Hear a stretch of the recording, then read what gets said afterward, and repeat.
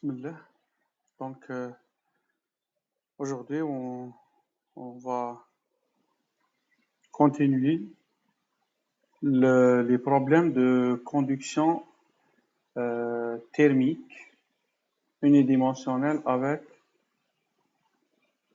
terme ou bien avec une source de chaleur. Donc nous avons à titre d'exemple une barre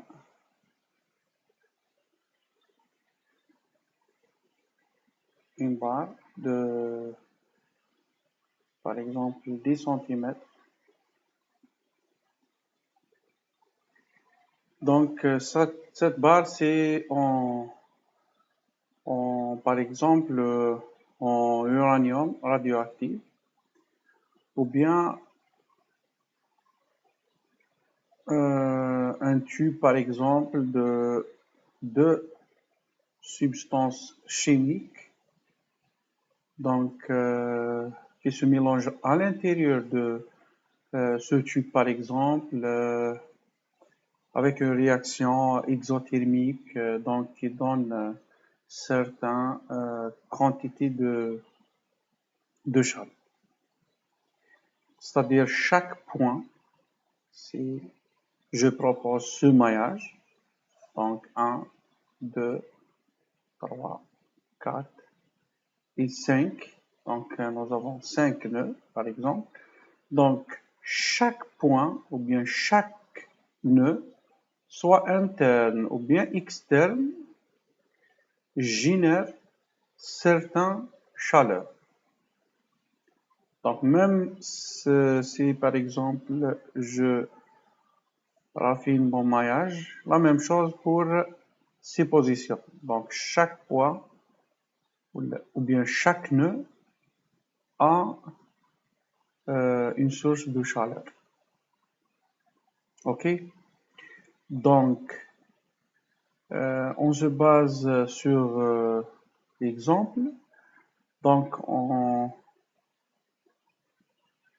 essaye de trouver l'équation donc qui gouverne le transfert de chaleur. Donc le terme stationnaire, terme donc convectif, le terme conductif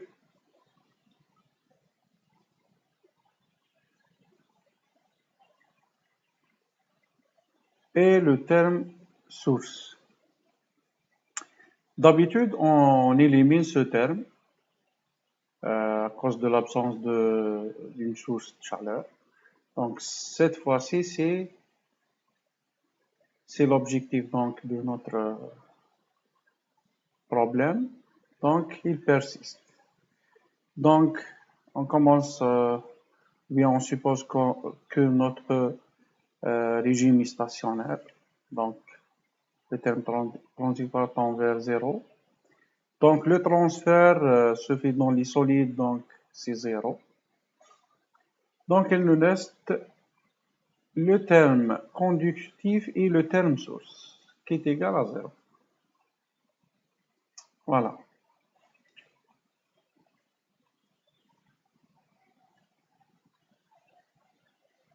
Donc K, deuxième dérivée de la température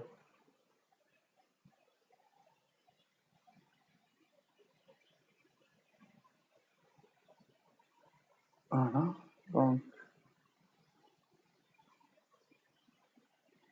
Donc par rapport à X, donc puisque l'unidimensionnel, donc cette I, donc XE égale X, tout simplement, plus S égale à 0. C'est notre équation gouvernante, équation de transfert. Donc le terme source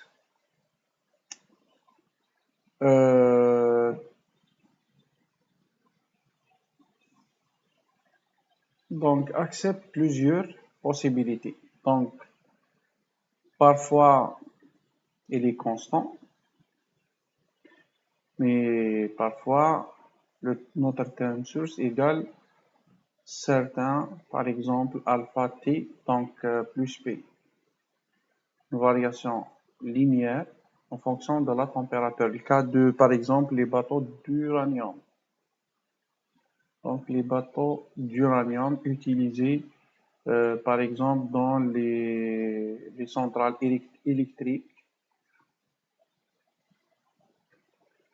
les stations nucléaires qui génèrent l'électricité. Donc, c'est des bateaux en uranium qui dégagent beaucoup de chaleur pour évaporer, par exemple, pour évaporer bien sûr l'eau, pour faire tourner les turbines à vapeur.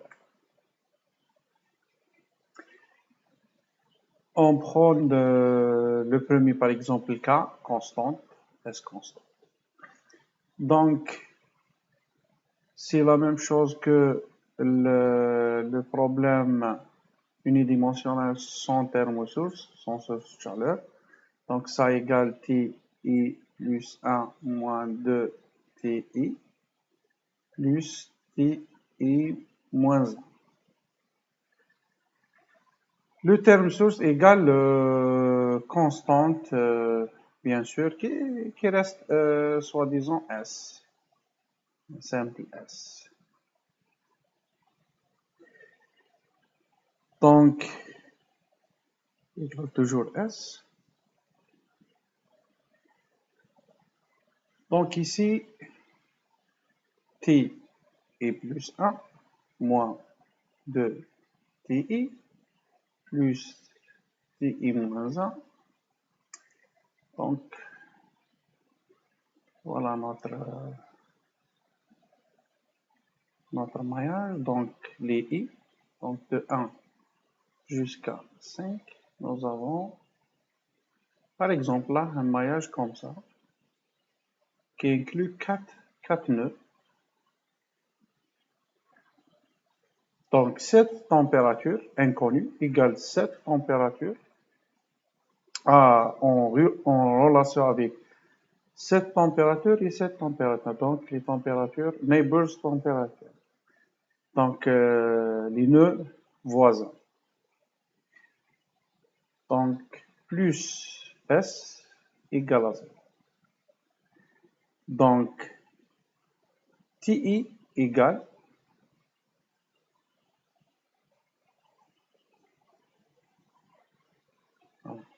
donc TI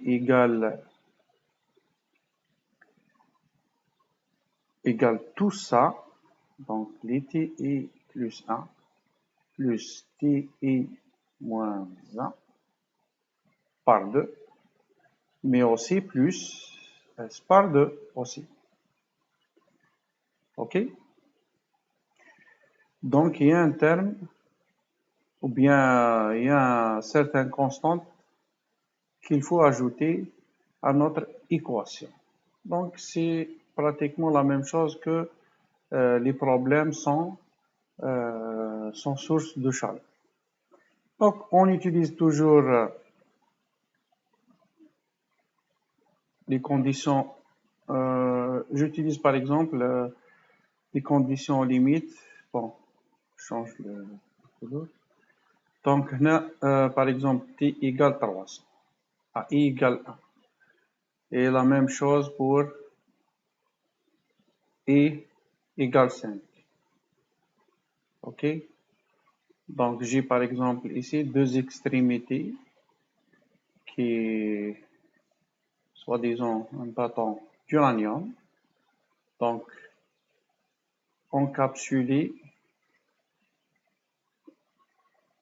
dans certains matériaux, par exemple, je sais pas, en métallique, par exemple, matériaux métalliques ou de certains types, par exemple, d'échangeurs pour profiter de la chaleur dégagée de ce bâton d'uranium. Donc, les deux extrémités, c'est à la température ambiante qui est égale à 300 Kelvin par exemple. Donc, qu'est-ce qui se passe? C'est quoi notre profil de chaleur? Donc, on va voir. Donc, les TI. Donc, nous avons T2, T3 et T4. Donc, les températures inconnues. Donc, initialement, ou bien comme,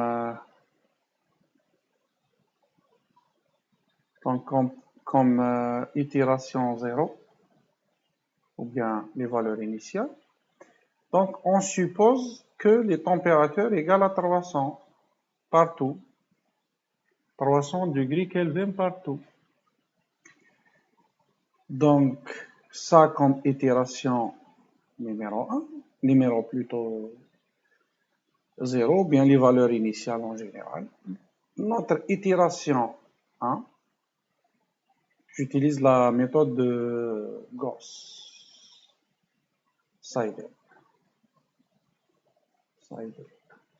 OK? Gauss-Seidel pour résoudre cette équation, cette matrice plutôt, ou bien ce système d'équations.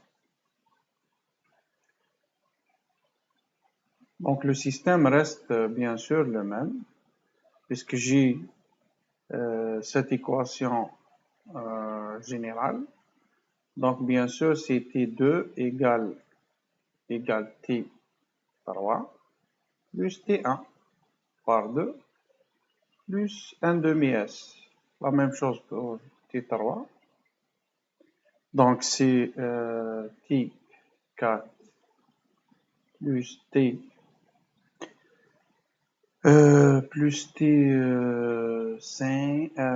plutôt plus T2 par 2 plus S sur 2. Bon, ici c'est S sur 2. Voilà. Donc aussi T4 est égal T5 plus T3 par 2 plus S par 2. Donc je suppose que S par 2 égale, comme bien sûr terme source, égale par exemple, je sais pas combien, par exemple, égale 50. Égale 50. Donc peu importe. Ça dépend bien sûr notre durée de vie, par exemple, de l'uranium, ou bien le débit ici, par exemple, d'écoulement dans le cas d'une mixing, ou bien si on fait le mélange entre deux réactifs, donc exothermique, donc ça dépend la situation, bien ça dépend notre problème physique. Donc moi, je suppose que S par 2 égale 50, c'est-à-dire notre S, donc en condition en limite, donc S, plutôt comme condition physique, donc S égale 100. Voilà. Bien sûr, il y a certaines unités, ça dépend voilà. Donc 100.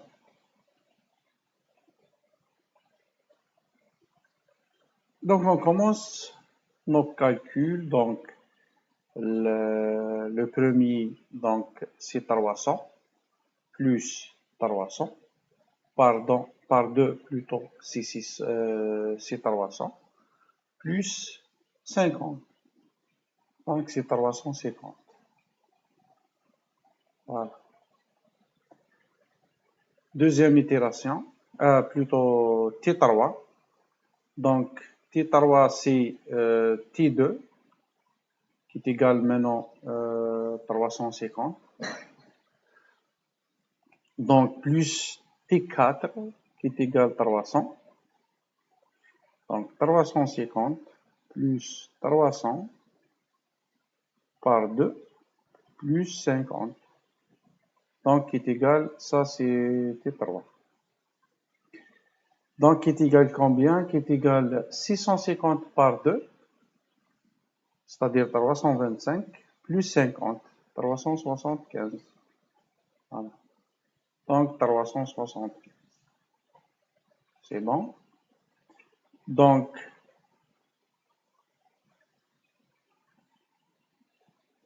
T, c'est la même chose. Donc, on va, de la même manière, on va calculer T4. Donc, T4, c'est T5, qui est égal à 300 toujours. Plus T3, qui est égal à 375 par 2 plus 50. Donc, 675, donc je vais utiliser la calculatrice. Je ne veux pas... Où est notre calculatrice? Voilà. Donc, 675 par 2 plus 50. Donc, je fais l'arrondissement direct à combien? À 388. 380. Donc, 380. Voilà. Donc, l'erreur. Donc, ici, c'est 50, 75, 88. Donc, l'erreur max, c'est 88. Voilà. Donc, itération numéro 2. La même chose. Donc,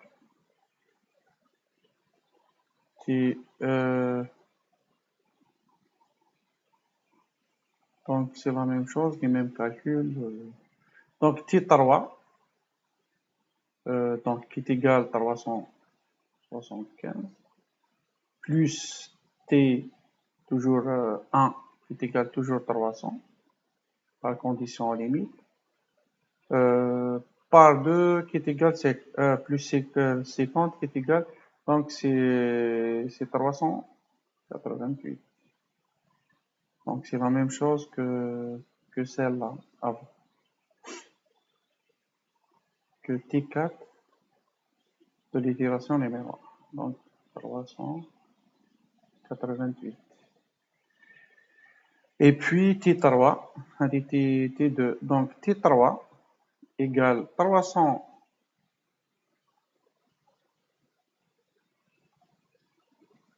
Donc, T3 égale 388, c'est-à-dire T2, plus T4, qui est égal 388. Donc, 388 plus 50, c'est-à-dire 400 plutôt, 388. Voilà, 388 plus 50, donc 328. 338 plutôt.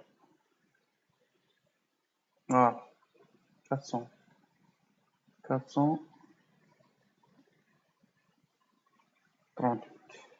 Donc, 438. Voilà. Et puis la dernière, donc c'est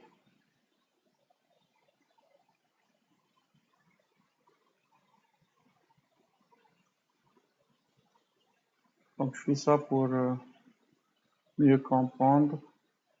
Donc, le 438 plus 300, puisque le tic 4 T5 égale T5, qui est toujours 300, plus T3, qui est égal 438, par 2 plus 50. Donc, j'utilise mon calculatrice. Donc, je préfère utiliser ailleurs. Donc, 438 plus 300, donc par 2 plus 50 égale 419. Donc, ici, c'est 419 Kelvin. Donc, l'erreur. Donc, 338. Donc, ici, 25 plus 38, 25 plus.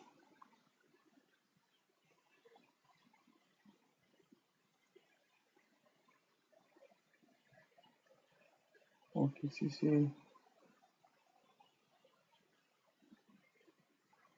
63, 419. Donc, 12 plus 19. Donc, ça fait 12 plus 19.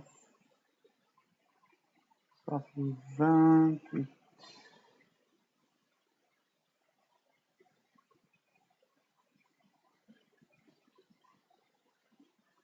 Voilà, donc l'erreur max, c'est 63. Donc, ça commence à diminuer.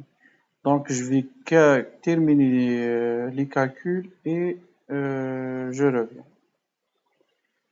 Donc, voilà, j'ai terminé les calculs jusqu'à l'erreur qui est égale à 2. Donc, voici les résultats. Donc, 448, donc 448, 498 et 449. Donc, si je trace donc les X de température, 0, 10 cm. Donc, les nœuds, si j'ai mis les X, donc 1, 2, 3, 4, 5. Donc, ici 2, 5 cm, 7, 5. Donc, ici, c'est 300. Donc, ces deux points, c'est des 300 par condition initiale, condition aux limites plutôt. Et puis, nous avons notre 498, donc presque 500. Et nous avons le 448, donc 400, à peu près ici, hein. Donc, c'est pratiquement la même chose ici et ici. Donc, 448 ou bien 450, presque. Donc, voici notre courbe de chaleur. Donc, ici, c'est le Tmax, c'est le centre. Voilà, puisque nous avons certaines sources de chaleur. OK? Donc, on va vérifier ça sur notre logiciel COMSOL, donc comptable. Donc, modèle result, unidimensionnel, heat transfer in solids.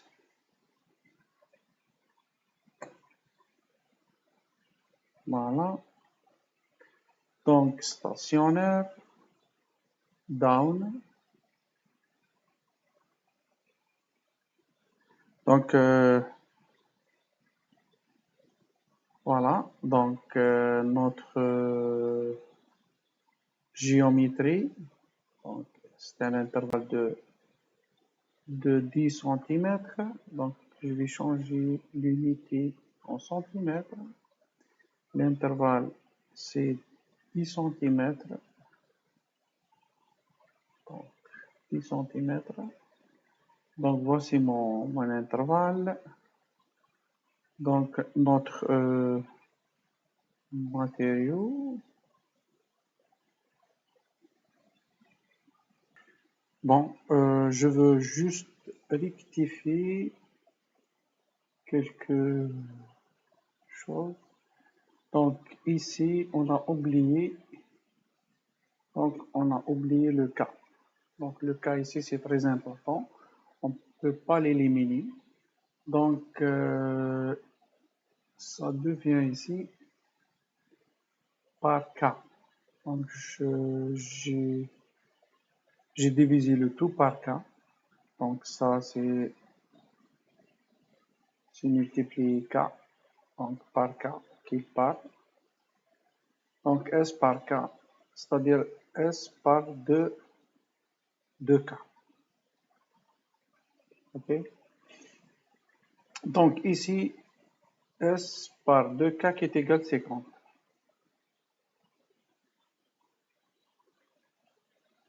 Et ça donne, bien sûr, donc S ici, c'est pas 100, mais en réalité, c'est 100k.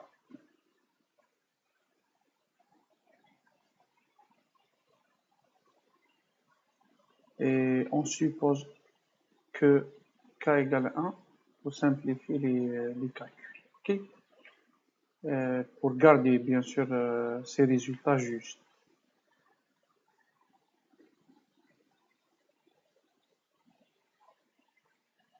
Donc, revenons à notre logiciel console. Donc, on a créé notre géométrie. Donc, il nous reste le matériau. Donc, on n'a pas de matériau spécial. Donc, à un cas qui est égal à 1. Donc, je vais créer un nouveau matériau à partir d'ajouter un blank matériel. Donc, un matériau blanc.